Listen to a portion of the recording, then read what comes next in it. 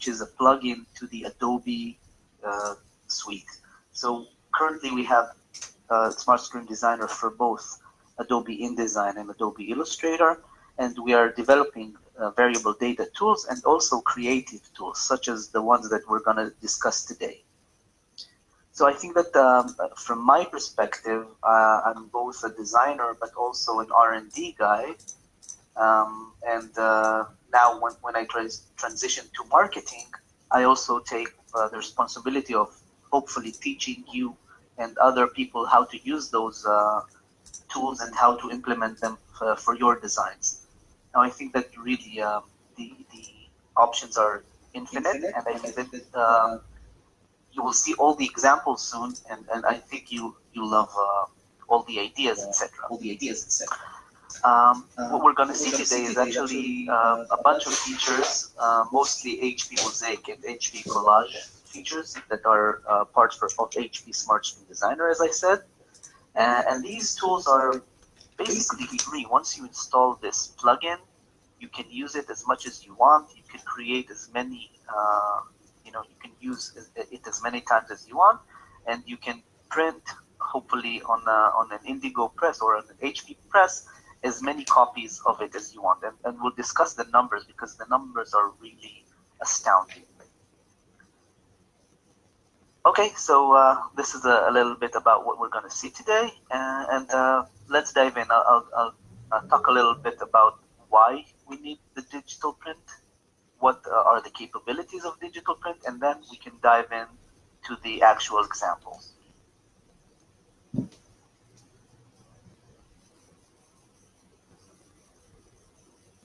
Okay, so when I start talking, I want to start by showing this art painting. This is a painting called The Bar at Folie Bergère by Edouard Manet. It was painted in 1882. It's like something like 150 years ago. And as an art piece, we can discuss a lot about it. But actually, I wanna point out just one thing about this painting that will tell the story of how our minds are fixed. So if we look a little closer about on this picture, we can see two things here. We can see two glass bottles that look identical. And these glass bottles have a label on them, and they have a logo on them. And that means that if you went to the store, something like 150 years ago, you had a shelf of bottles that all look the same. They all stood in a row. And basically you can, like today, go to the supermarket, take what you want, and just, purchase it. Now, if we go to the supermarket today, basically nothing has changed. We see the exact same thing. We have glass bottles with labels on them, with logos on them, and it's actually kind of boring. When you go to the supermarket, you don't think twice about what you're gonna get. You just get the first thing that you know, or the first thing that catches your eye, and just pick it up.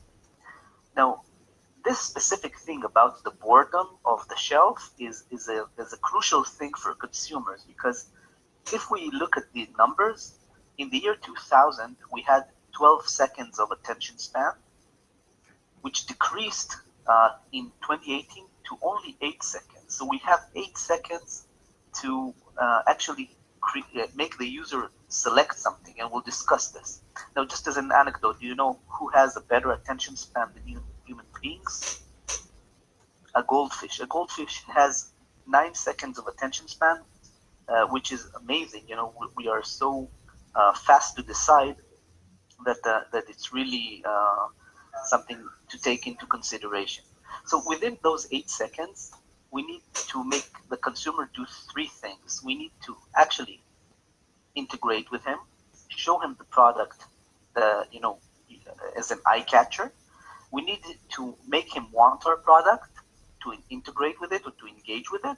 And the third thing, and the most crucial thing, is to actually make an action. We want him to pick up that bottle and to take it home. Is this possible? Let's go to a little story, and we'll see. So as I told you before, I studied visual communications, and once I I graduated, I went and started working in the studio. This is called the House of Tarnowski. It's actually the first design studio in Israel. It was formed in 1940. And when I got there, everything was done by hand.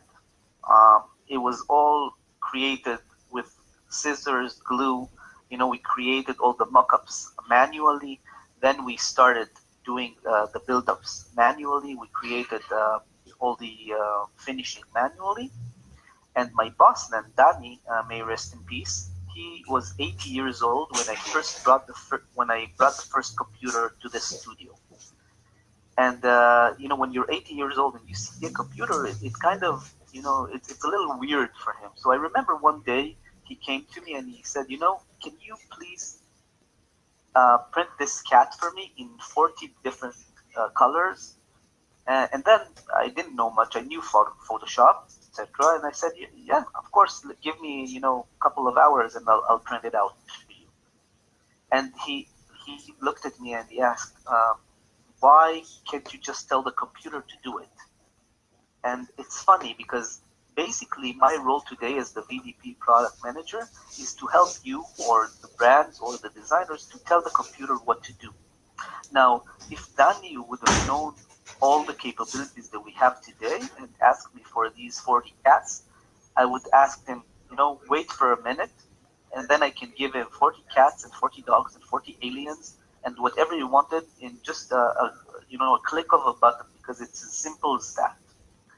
Now, today with our creative tools or with Smart Stream Designer and the VDP capabilities, we can take any design that we want. We can take a database and we can implement this database on the design. So like Nutella did here, they selected or created a campaign where people gave their names on the website and then they received a personalized Nutella jar to their house. So you can create that in a matter of minutes with Smart Stream Designer. The second thing that we have is the creative tools, such as HP Mosaic. And we call this mass personalization or mass customization. It means that you can take any design, create a seed file or a vectorized image, and implement the design onto an existing design to receive millions of different unique outputs. And again, we'll discuss this further on. Now, taking these two capabilities of just Smart Stream Designer and combining them also with the capabilities of HP Indigo is giving you something really extraordinary. So Indigo has the ability of being agile, and you can be as fast as you want. You can take the press, 1 minute to print this job, the second minute to print another job. You can print long runs, you can print short runs, you can print as many colors as you want, and you can print only a few colors. Apart from that, we also have uniqueness. So imagine Pablo Picasso here moving his hand, and every second that he moves his hands, the light here creates a different artwork. And this is exactly what happens in the HP presses, because digital allows you to create unique pieces of art. Every copy will be totally different and unique. Now, all of these together, the Smart Stream Designer capabilities and the HP capabilities, gives you a unique fingerprint. Every product that you'll have on the shelf will be unique, will be numbered, and then you can also see it on eBay as limited editions, etc. Imagine going to the supermarket and seeing these beer bottles. I think that these beer bottles would catch your eye a lot more. And you can see in this example that all of them are mosaic, but they're also numbered, and we'll discuss this later on. Now, how does it really work? So HP Mosaic is basically the ability of taking any seed pattern, any vectorized image, apply parameters to it, and receive unique artwork. So if you see on the left, it's the original seed file or the artwork. The parameters, I'll share with you in a second what they are. But on the right side, you can see all of these cans, and you can see that all of them are unique, but you can also see that they're all derived from the same image. So you understand basically how it works. We take these images and we can crop them, we can rotate them, we can scale them, and we can allow all of these, if, for example, here in the bottom one, I have the love seed file and I don't want it to be rotated because I want it readable, I can say do not rotate, and that's it. But taking all of these also with the capability of shuffling the colors, which means that from a single seed file I can do one of two things: either shuffle them within themselves or shuffle them with a totally new set of colors. Gives you, from just a single seed file, single vectorized file, endless possibilities to print on your products. If I go a little deeper, but yes, sorry, is there a question?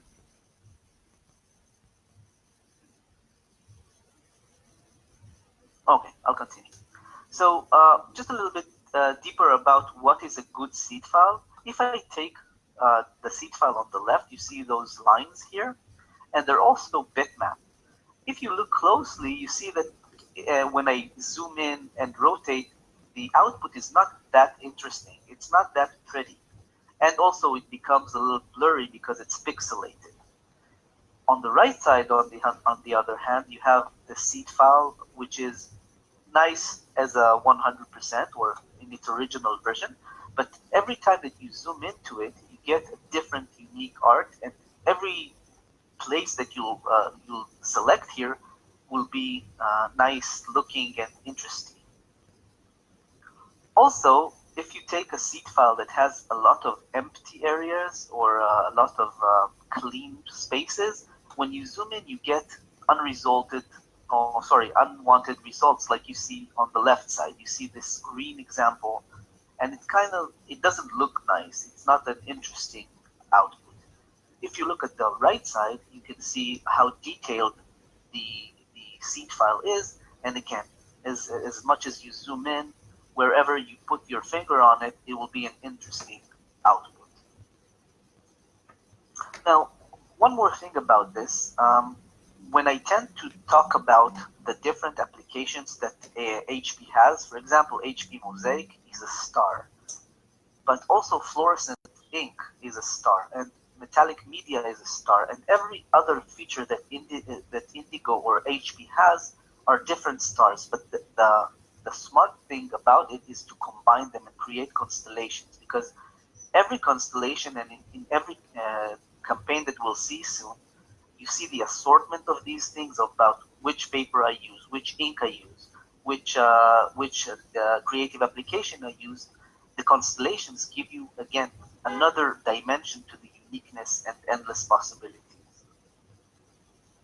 So with that, we can start to talk about the different campaigns. And I want to stop here shortly to ask if there are any questions, if there are any demands, if there is something that you would like me to address, please.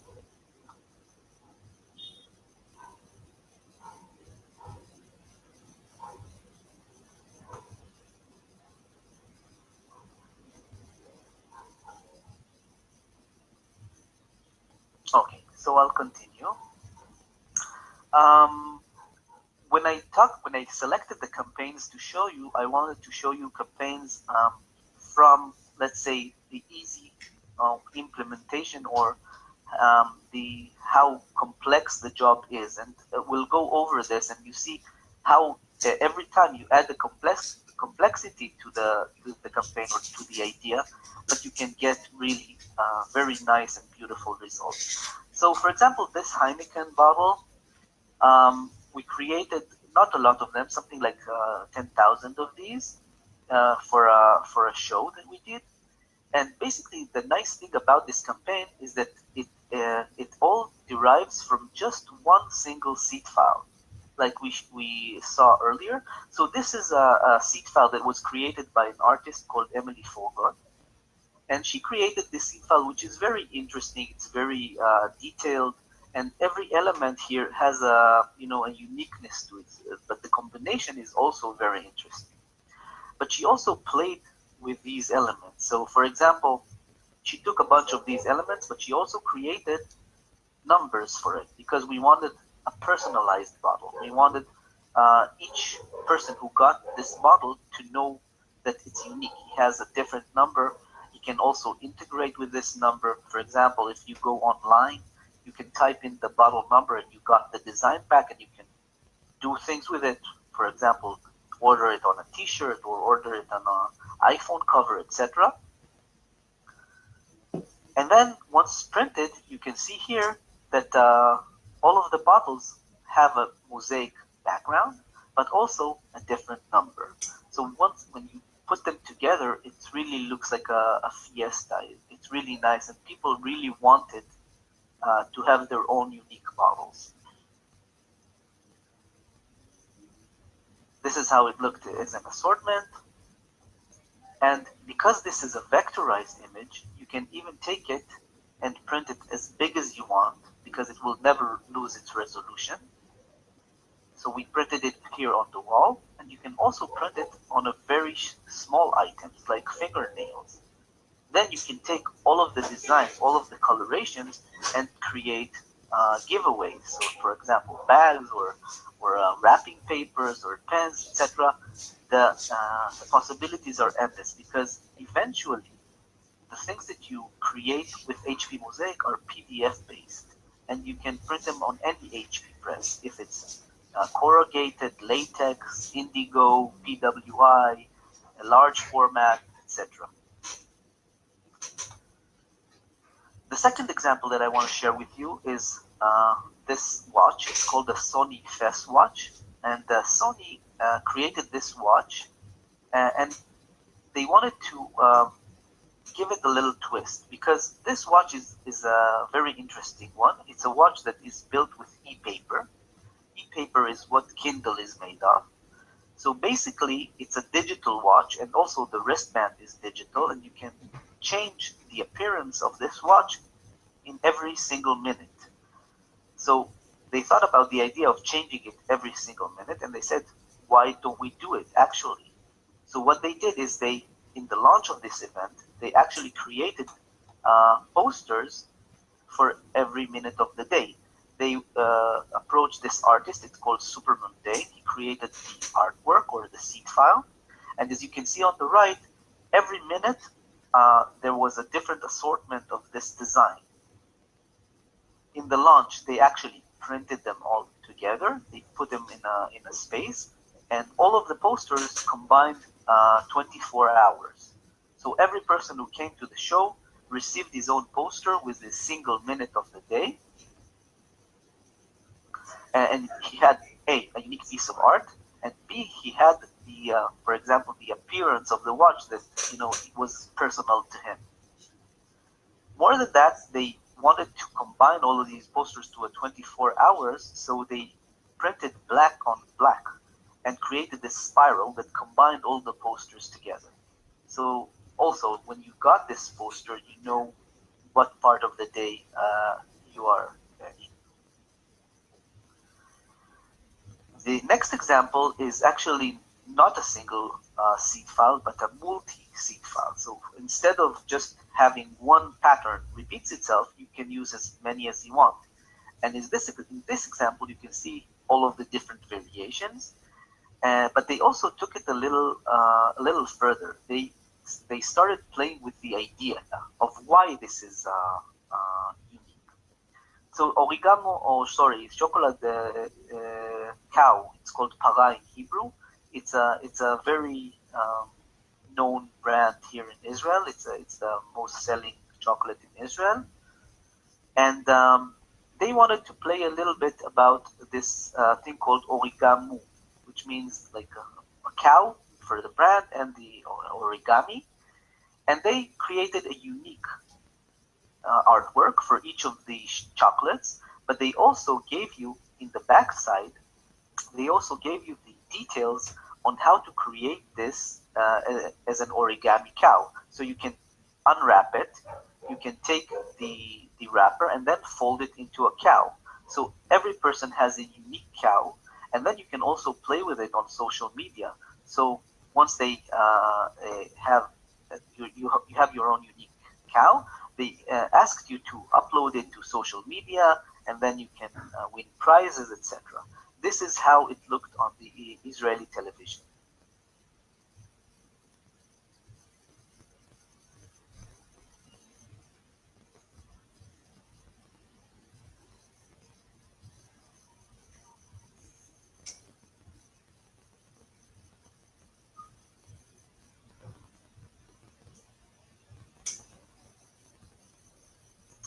And again, the social media was booming, and people started uploading their own unique creations.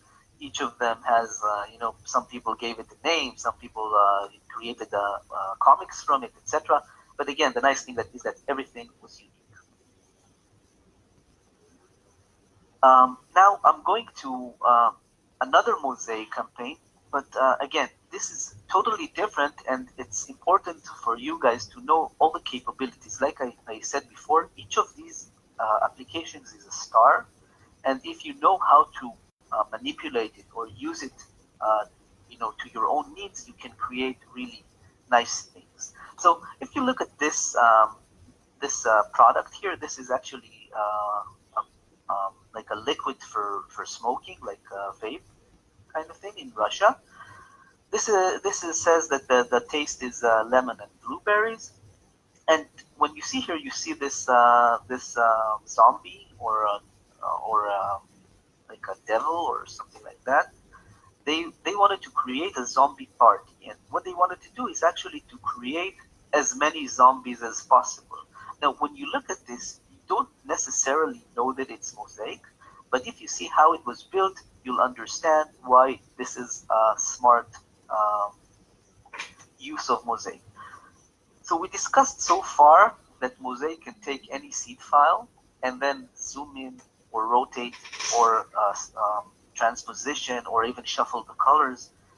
But what happens if you have a multi-seed file but you don't do anything? It means I have multi-seed files, but I don't want any rotation, and I don't want any transposition, and I don't want shuffle colors, and I don't want zoom. What mosaic will do then is it will simply select one. It will become something we call a randomizer. So you can select as many elements as you want. It will select one and bring it to an exact position. So this is what they actually did here. They created a background for this label, and then they started creating all the different elements. So they have different bodies and lips and eyes, accessories, nose, eyebrows, hair, horns, wings, blueberries, lemon, berries, and you can see that all of these are intricate. Now, I only shared a few of these, but there were actually more wings, more blueberries, etc. Now, once you take all of these seed files, create the frames that the variable data will fall into, and Mosaic will do its randomization and select an assortment, you will get endless possibilities for these characters. So each of them will have different hair or different horns or different wings, etc. Now this is mosaic, but it's not a mosaic like we saw in earlier examples. But this is, again, a very nice use of it. Now in the next example, I will also show you how you can do both. How you can take a mosaic seed pattern with the zoom, but also to create with the randomization. This is an example that we did, it's a campaign that we did for Smirnoff. And when we got the Smirnoff brief, they actually asked for three things. They asked, please use our logo. As you can see here, it's called an eyebrow because it looks like an eyebrow. It's the eyebrow shape. They asked to use the number 21, which represents the bottle. And they also wanted us to set the tone of this slogan about how gender open they are, that the brand is supports anybody, no matter what race, no matter what color, etc. So when the designers started working on this campaign, they took this eyebrow, turned it into a shape, and started building patterns from it. And as you can see here, all of the patterns that they created, they're all derived from this eyebrow shape. And it's all different colors and different placements of this eyebrow shape. But eventually they created 21 different patterns to fit the 21 of the bottle. They also created 21 faces, and those faces represent the gender openness. So you have Chinese and black people and all sorts of quirky looking people that anyone can relate to. They created 21 different bodies, 21 different hats, and to top all of that, they also gave us a palette of colors that we can play with. It means everything that you saw so far can be manipulated to these different colorations. Out of all of these, we created only a single seed pattern. This is what mosaic was used to create all the backgrounds, and you can see here that also the Smirnoff logo is a part of the design. So when I see this on the bottle, and you look here on the background, you can see on the bottle that is second to the right here, you can see that the Smirnoff logo is actually part of the design. Now what we have here is we have a mosaic background, right, with the zoom and rotation, but we also have different bodies that are randomized and different heads that are randomized and different hats that are randomized. And all of them have different mosaic in them as well. So again, here, this is an example of how you can use all of these together, mosaic with all the parameters and also the randomization. Now, because you are using the shuffle colors functionality, you can also say, well, okay, I have this and it's on the shelves and it's really good, but now I also want to create this for Christmas. So with just the change of the colors, you can have the exact same output or the exact same designs with different colorations. And this is what you see here. It's as simple as that. Just tell the computer, I want to use this set of colors instead of this one, and you get everything totally unique and different. This is how it looks on the press. So the girls you see here, the twins, they're called Eva and Malta, and they are the designers that did the campaign. And the person here on the middle is the brand owner of Smirnoff, and they all really loved the output. The designers themselves were astounded by all the combinations that they never thought were possible. But again, you can't lose because all the colors work together and all the outputs are interesting. In the launch, we also created boxes. So each box here has 6 different bottles. But if you look to the right side of the picture, you see that all the boxes were stacked, gave one single image. And this is another capability of HP Smart Designer, and this is called HP Spine Printing. So you can say to Smart Designer, I have X number of boxes or X number of books, and I want you to crop an image to fit those. And this what happens. These are the singular bottles. And in the launch, we also, like I said earlier, we printed on almost anything. We printed corrugated these massive characters here. We created posters on the walls. We created, you can't see it here, but we also printed latex on the floor. We printed on the tables. We also printed chairs. We printed iPhone covers or phone covers. We printed the vouchers for the drinks. Everything was done with a single this single design, this single seed pattern. This is the commercial for it.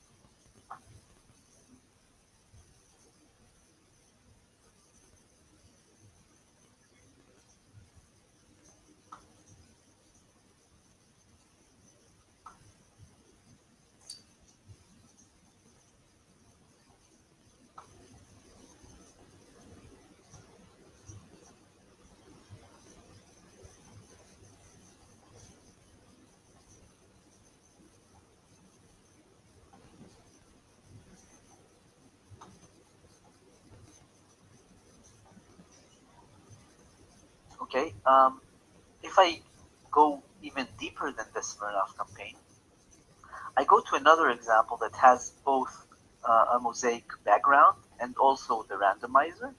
But here they also played on the fact that once you do the randomization, it's not a unique output. It means that that those characters can be repeated.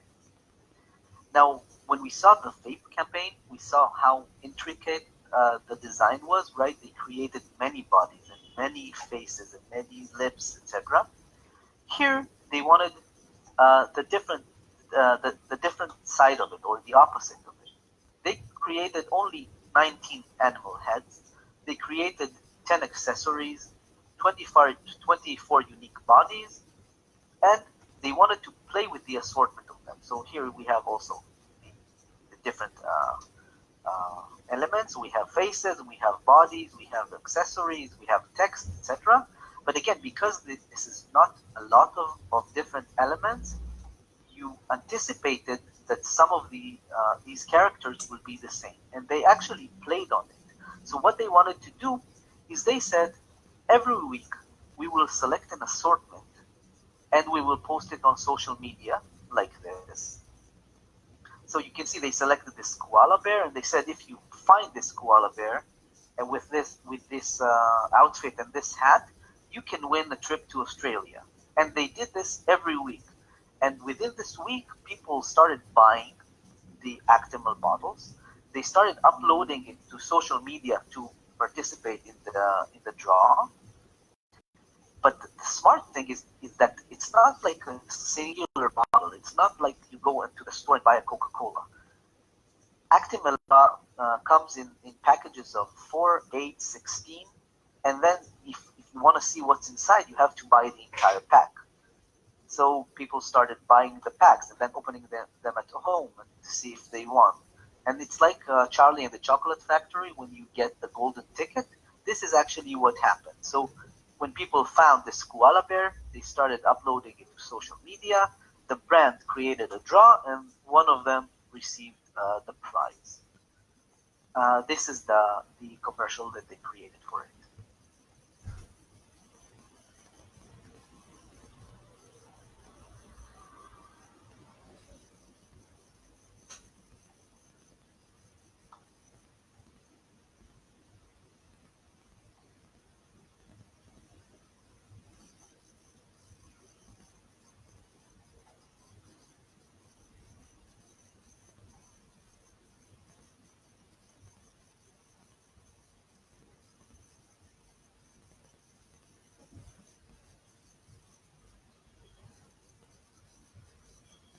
Okay, now I want to move to something a little different, because so far we talked about HP Mosaic, and HP Mosaic again has endless possibilities, but it's not the only application that we have that can create this endless possibilities.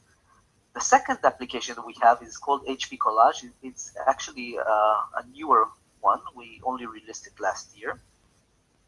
And what HP Collage is basically, I tend to call it the big brother of HP Mosaic, because it has, you have, as a designer, you have a lot of more control about what you're going to get, but you also can create it with much less. So if we look here at the example, we have an apple and an apple seed, a lemon and a lemon seed, etc. And I can take these elements, these different elements, and I can tell the computer what I want to do with them. For example, how many times I want to see this apple, what is its size, if I allow it to flip, if I allow it to rotate, how many times I want the seed file, if I allow the seed file to be on top of the apple or not. And this is what you get when you use them together. You can take only two elements and you get millions, or as many as you want, different applications from these two elements. Now, like in Mosaic, you're not limited. You're not limited to the amount of elements that you use, and you're also not limited to the amount of channels that you can put on a single job. So if I take this example, I have here like a boat, and I have a beach ball and a star, and you can see here that for example, if this ship over here will be on the sand, it won't be that good. So I can also tell the software where I want these elements to be. I create a different channel or a different frame to place all of these elements, and I can play around with the sizes and the flips of them, etc. But I can also, if you look closer, look that the background is changing. So there's also HP mosaic here that you can play on the background. You can add clouds. You can add as many elements as you want. You can add fish, etc. Whatever you want. Just know that it's possible. A campaign example of HP collage is what we have with the North American company King of Pops, and they create like whimsical, unique popsicles with many different variations and tastes. And when I browsed their website, I actually saw that when they showed the different tastes, they actually have kind of like a collage in the background. They have, for example, in these cookies and creams, you see cookies and you see milk, and the elements just shift around space. This is exactly what collage is doing. So when they thought about the new taste that they want to put out to the market for Halloween, they have 4 different new unique tastes. They thought, how can we differentiate? How can we have a unique package that will show the capabilities or the uniqueness of this specific product? So they went to HP Collage and they created millions of different, sorry, it wasn't really millions, it was more something like 100,000 different packages like this, but in 2 iterations. So they have the one with these ghosts, and you have one with the witches, and when you place them together, you can see that the assortment of these ghosts is totally different on each of these packages. It was a very nice campaign. It was very successful, and actually when we talked to the PSP or the print service provider who created this, he said something very nice. He said that for him as the print service provider, the question from the brand wasn't how can you reduce the cost, but it was actually what else can you do to leverage this digital technology. It means that the brand requested to use a different technology or a different uniqueness to their product to sell it to people with a premium.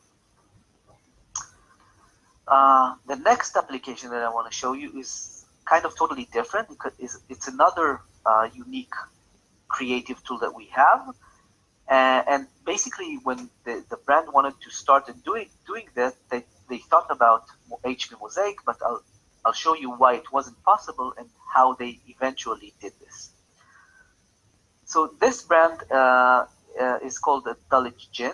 Dulwich is an area in London, and these 4 friends from Dulwich wanted to enter the gin market. And the gin market in the United Kingdom is a very competitive market. It's a very selling product there. And they thought about how they were going to differentiate them from all the known brands and brands that people tend to buy and usually select. So they thought about combining Dulwich, the new gin, to Dulwich, the old gin. And Dulwich is actually the first place in England that had an open gallery. So you see here on the right, you see the gallery in 1817. And in 1817, it was open to the public, and it was actually free. It's the first gallery that was free to the public, and they brought artists from Italy and from France, and people can enjoy walking around and seeing those masters' work. On the left side, you see Dulwich today. This is the gallery, the open picture gallery today. And you can see that it's more modern. It looks a lot nicer. And basically, the idea was to do the exact same thing, to combine the old and the new. So they roamed around the halls of the picture gallery, and they selected 5 different paintings. Out of these paintings, they selected, they cropped out the characters or the figures, and they wanted to bring them to modernism. So they stepped outside and saw nowadays Dulwich, which has a very strong graffiti community. And out of these graffitis, they selected 7 colors. And the request was to combine those characters with the different colorations. So if you see here on the labels, you can see each of the labels had 2 different characters. Each character had different colors, and they wanted to shuffle them, both the characters and the colors. When Berkshire Labels, the print service provider, tried to do this, they wanted to use HP Mosaic's shuffle color, but they couldn't, because when Dulwich approached them and asked them for these labels, they also asked them, please do not put any purple on the face, because it can look a little bit awkward and a little bit scary. But also make sure that the colors will not repeat themselves. It means that you can't have a cyan face and the cyan hands. If you look on the left side, this is what I showed you in the beginning. This is how HP Mosaic's shuffle color works. So you have an original seed file, and this original seed file has colors in it. And when you implement it, you can do one of 2 things. You can either shuffle those colors within themselves. So, for example, if the background was beige, next time the beige will be in a different place, and another color will be the background. Or you can totally change it with a new set of colors. So you selected green and purple, etc., and then you get totally unique assortment. The problem with HP Shuffle Colors is that it's totally random. You can't say where you want to put each color. So for that, I created something called the database generator. And because Smart Designer is a database-driven application, I created a code that you can tell the software where to put which color.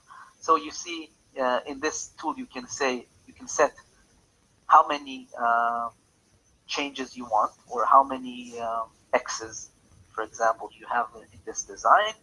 You can say how many ranges you want. For example, I have 2 ranges of 4 colors for each character, and I can tell the computer how many records I want to create for it, or how many variations. Then once you create this database, as you can see here, the colored text here, when you put it in Smart Designer, you can say, okay, for the frame that has the face, I want to put face 1. So you can see in face 1, there will never be purple. This is what happens when they printed it. So you can see here that purple is not on the face ever, only magenta. And on the left side, you can see different pictures from the actual retail store. So the bottles were very vibrant, very live, and look really nice on the shelf. And the most amazing thing is the actual response we received, both from the print service provider, but also from the brand itself. Because the brand said something amazing. He said that the demand was unprecedented, which is incredible for such a competitive market. But it also said that within only 4 weeks, it became the biggest spirits brand for 2019 and the 3rd biggest selling product overall for the year. It means that they managed to pass all the different brands with only 4 weeks to launch of this specific brand. This is what I have to show you today about the different campaigns. We don't have much time, so I'll walk really fast through this next phase, and I want to leave some time to ask questions. This next phase is our internal struggle to ask questions. So we kind of pondered on a philosophical question, and we asked, if we know how to create unique assortments, if we ask an artist to bring us his art, he feeds the computer with his art and parameters, and the computer generates different unique pieces of art for him. Is this still art or not? So we approached this young fellow here called David Chinglaw. And David Chinglaw creates those faces that you see. And most of his faces are built from three different parts. So we have the top part, the middle part, and the bottom part. And you can see another example here. And we asked him, give us those parts, allow us to have a palette of colors, and we'll create the shuffling for you. So he supplied us with these elements, also with a palette of colors, and then when we created it for him, this is what he received. He received endless possibilities of different faces, different colorations within those faces, and he actually really, really loved them. So when he printed them, you can see here in this example, when he printed them, he actually signed them as a one-of-one, as a unique piece of art.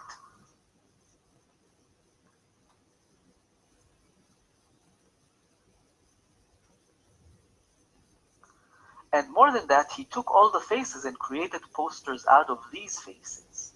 So he had another layer to this functionality.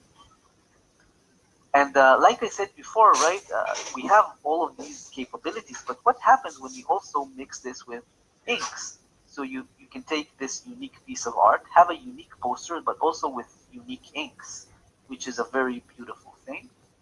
And in London, they actually took this poster and started teaching kids on how to create, a manual mosaic, how to create different assortment, different coloration, different faces, which is very nice.